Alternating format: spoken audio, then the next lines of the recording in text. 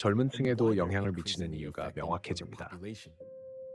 앞서 언급한 뇌 속 플라스틱 숟가락의 이미지를 떠올려 보십시오.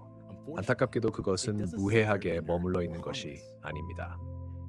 전하를 띤 플라스틱 입자는 뉴런, 즉 우리의 대부분의 사고와 움직임을 담당하는 뇌세포를 공격합니다. 나노플라스틱은 매일 매순간 우리 뇌 속 세포를 조용히 파괴하며 이러한 작은 입자에 대한 노출은 결코 멈추지 않고 오히려 계속 가속화되고 있습니다. 결과적으로 이런 손상은 알츠하이머병, 파킨슨병, 다발성 경화증, 간질, 뇌졸중 등 심각하고 종종 되돌릴 수 없는 질환으로 이어집니다. 하지만 뉴런은 뇌에만 국한되지 않으며 신체 전체의 활동을 조율하고 동기화하는 광범위한 네트워크를 형성합니다. 그리고 이들이 손상되면 자율신경계가 제대로 작동하지 않아 뇌도장기의 기능이 방해를 받습니다. 예를 들어 장에는 약 5억 개의 뉴런이 존재하며 흔히 제2의 뇌라고 불립니다. 이 광대한 네트워크는 소화, 면역, 심지어 정서 조절에도 중요한 역할을 합니다. 그러나 우리가 마시는 물 한 모금, 섭취하는 음식마다 미세 플라스틱과 나노 플라스틱이 몸속으로 들어오며 불행히도 대부분의 입자들은 장에 쌓이고 축적됩니다. 미세 플라스틱과 나노 플라스틱에 의한 장벽 파괴. 장기는 단순한 소화기관이 아닙니다. 우리 면역체계 세포의 약 70%가 장에 집중되어 있어 장의 상태가 전체 신체의 보호에 직접적인 영향을 미칩니다. 장벽은 일종의 필터처럼 작동합니다. 유용한 물질, 비타민 영양소는 통과시키고 유해한 물질, 독소, 미생물, 외부 입자는 차단합니다. 그러나 이 잘 조율된 전체 시스템은 정전기로 하전된 미세 플라스틱과 나노 플라스틱에 의해 파괴됩니다. 이 입자들은 장벽을 이루는 세포를 손상시키고 세포 사이의 밀착 연결을 약화시켜 장벽의 투과성을 높입니다. 그 결과 미생물, 독소, 플라스틱 입자가 장에서 혈류로 침투하기 시작하며 이에 대응하여 면역 시스템은 염증 반응을 일으킵니다. 장기는 또한 신체의 제2의 뇌 역할을 합니다. 장벽에는 약 5억 개의 뉴런이 존재하며 이는 중추신경계와 직접 연결되어 있습니다. 이 연결을 장내축이라고 합니다. 장과 뇌는 미주신경을 통해 연결되어 있습니다. 이는 마치 직접 연결된 전화선과 같아서 장과 뇌가 끊임없이 신호를 주고받습니다. 뇌는 장에 명령을 전달하고 장은 자신의 상태를 뇌에 알립니다. 이 통신에서 중요한 역할을 하는 것은 장내 미생물군, 즉 백조마리의 유익한 세균입니다. 이들은 장벽 신경 말단, 특히 미주신경의 신경 말단을 안정시키거나 자극할 수 있는 물질을 생산합니다. 정전기로 하전된 미세 플라스틱과 나노 플라스틱은 장내 미생물군의 균형을 붕괴시킵니다. 유익한 미생물은 사멸하고 병원성 미생물은 활발히 증식하기 시작합니다. 이러한 변화가 발생하면 장과 뇌 사이의 신호 전달이 왜곡됩니다. 나노 플라스틱이 장에 들어오면 파괴의 악순환이 시작됩니다. 장기에서 시작된 손상은 신체 전반의 기능 장애로 이어집니다. 소화, 면역, 신경, 내분비 시스템 모두가 영향을 받습니다. 이로 인해 신체의 노화가 가속화되고 다음과 같은 심각한 질병의 위험이 증가합니다. 과민성 장증후군 및 염증성 장질환, 알레르기 및 자가 면역 질환, 우울증, 불안, 인지장애, 비만 및 당뇨병, 심혈관 질환, 알츠하이머병, 파킨슨병과 같은 신경퇴행성 질환, 미세 플라스틱과 나노 플라스틱에 의한 면역체계 파괴. 네덜란드 위트레흐트 대학 의과대학 연구진은 나노 플라스틱에 노출된 면역 세포가 노출되지 않은 세포보다 3배 더 빨리 사멸한다는 사실을 발견했습니다.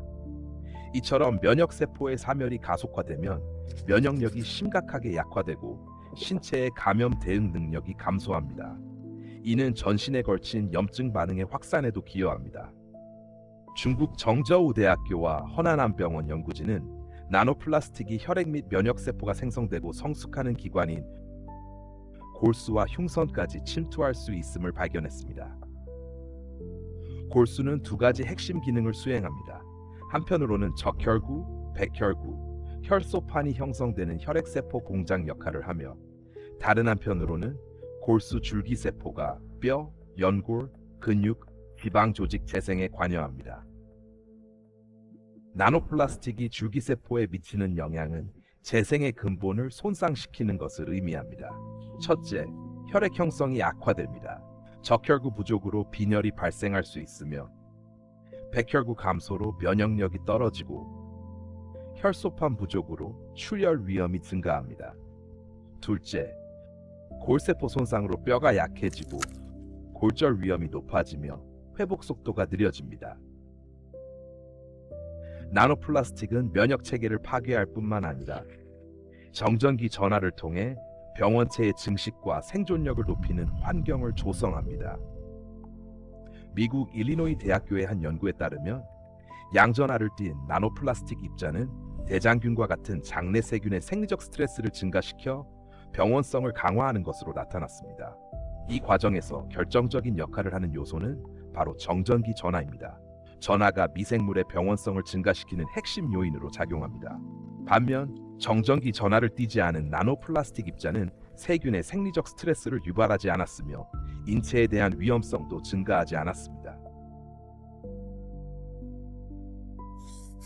실험 결과 미세 플라스틱, 특히 폴리스티렌은 바이러스의 최대 98.6%까지 흡착할 수 있으며 이로 인해 체외에서의 생존 기간을 최대 7일까지 연장시키는 것으로 확인되었습니다. 일반적으로 햇빛이나 산소에 노출되면 수시간 내에 사멸하는 바이러스도 플라스틱 표면에선 2일에서 7일까지 생존할 수 있으며 손잡이, 병, 문손잡이와 같은 표면에 남아 있을 수 있습니다. 감염된 사람이 한번 재채기를 하면 최대 2억 개의 바이러스 입자가 공기 중으로 방출될 수 있으며 이는 실내의 어떤 플라스틱 표면에도 떨어질 수 있고 공기나 물 속의 나노플라스틱 입자와 결합할 수도 있습니다. 이처럼 미세 플라스틱은 감염을 확산시키는 공기와 물의 택시 역할을 하게 됩니다.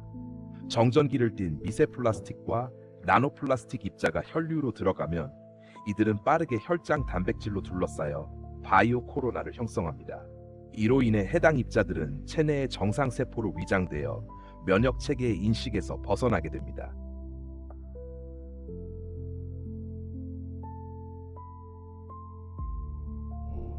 (2019년) 항균제 내성은 직접적으로 100만 명 이상의 사망에 책임이 있었으며 관련 합병증으로 인한 사망자는 약 500만 명에 달했습니다.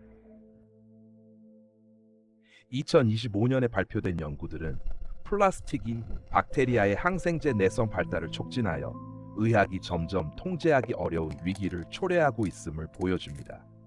그 이유는 플라스틱이 박테리아 성장의 최적의 플랫폼이기 때문입니다. 플라스틱 표면에서는 박테리아가 쉽게 바이오필름을 형성합니다.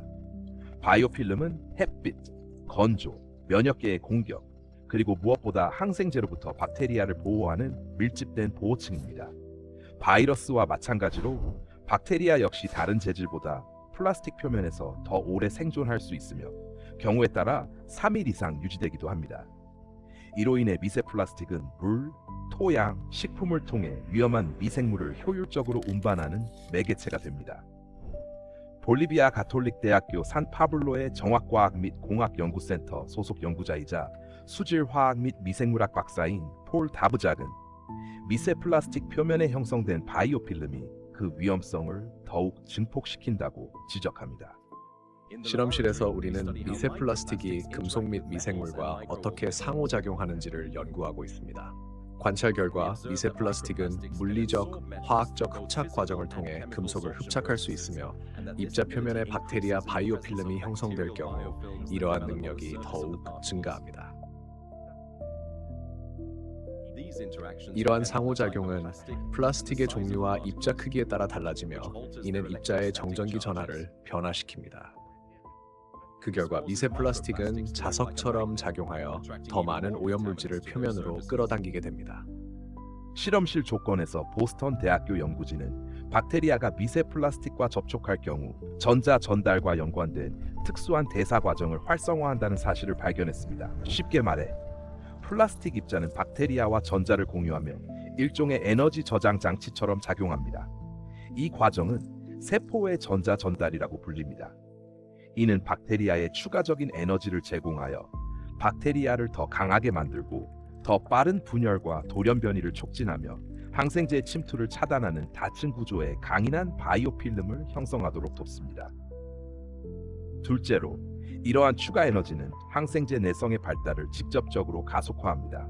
더 심각한 점은 실험에서 플라스틱을 제거한 이후에도 박테리아가 새롭게 획득한 특성을 유지했다는 사실입니다. 박테리아는 돌연 변이를 일으키고 내성이 강화되었으며 플라스틱의 도움 없이도 다른 표면에서 강력한 바이오필름을 계속 형성했습니다. 이는 플라스틱이 약물 치료에 저항하는 이른바 슈퍼박테리아의 출현과 확산을 가속화할 수 있음을 의미합니다. 세계보건기구의 추정에 따르면 2050년에는 항균제 내성으로 인해 매년 1,000만 명이 사망할 것으로 예상됩니다. 반면 새로운 항생제의 개발 속도는 박테리아의 진화 속도를 크게 따라가지 못하고 있습니다. 이 점을 생각해 보십시오. 전하를 띤 미세 플라스틱은 박테리아의 생존을 돕는 데 그치지 않고 항생제의 내성을 지닌 이른바 슈퍼박테리아로의 돌연 변이를 가능하게 합니다. 이 발견은 플라스틱 오염에 대한 우리의 인식을 근본적으로 바꿉니다. 문제는 우리가 이전에 생각했던 것보다 훨씬 더 심각합니다. 또한 항생제 내성의 위협은 해마다 커지고 있습니다. 많은 국가에서 표준 치료제가 이미 효과를 잃고 있으며 흔한 감염조차 점점 치료하기 어려워지고 있습니다. 이러한 추세가 지속된다면 항생제는 머지않아 사실상 무용지물이 될 수 있습니다. 미세 플라스틱과 나노 플라스틱의 호흡기계 영향. 미세 플라스틱과 나노 플라스틱의 흡입 경로는 특히 위험합니다. 정전기 전하를 띤 플라스틱 입자는 폐에 도달할 뿐만 아니라 후각 경로를 통해 직접 뇌로 이동할 수 있기 때문입니다. 중국 연구진의 추정에 따르면 성인은 야외에서 단 2시간만 머물러도 최대 10만 6천 개의 미세 플라스틱 입자를 흡입할 수 있으며 어린이는 약 7만 3천 개에 이를 수 있습니다. 체중이 더 낮은 어린이의 경우 체중 1kg당 흡입되는 미세 플라스틱의 농도는 평균적으로 성인보다 약 4배 높습니다. 정전기 전하를 띤 미세 플라스틱과 나노 플라스틱 입자가 호흡기로 유입되면 기관지와 폐의 모든 세포에서 파괴적인 연쇄 반응을 유발합니다. 이들은 산화 스트레스와 만성 염증을 일으켜 다음과 같은 심각한 결과로 이어집니다. 기관지 천식의 발병 및 악화, 만성 폐쇄성 폐질환의 진행, 정상 폐 조직이 흉터 조직으로 대체되는 폐섬유와 호흡기 악성 종양의 위험 증가. 2021년에 수행된 한 연구에서는 폐조직 표본 수십 개 중 13개에서 미세 플라스틱이 발견되었습니다. 호흡기 질환 환자의 경우 가래 표본 모든 샘플에서 입자가 확인되었습니다. 더 나아가 악성 폐 종양에서도 플라스틱 섬유가 발견되었습니다. 세계보건기구에 따르면 하부 호흡기 감염은 여전히 전 세계에서 가장 치명적인 감염성 질환이며 주요 사망 원인 상위 5위 안에 포함됩니다. 또한 기관지 및 폐암은 전 세계 사망 원인 가운데 6위를 차지하고 있습니다. 미세 플라스틱과 나노 플라스틱에 의한 심장 및 혈관 기능 교란. 심혈관 질환은 전 세계 사망 원인 1위입니다. 과학계가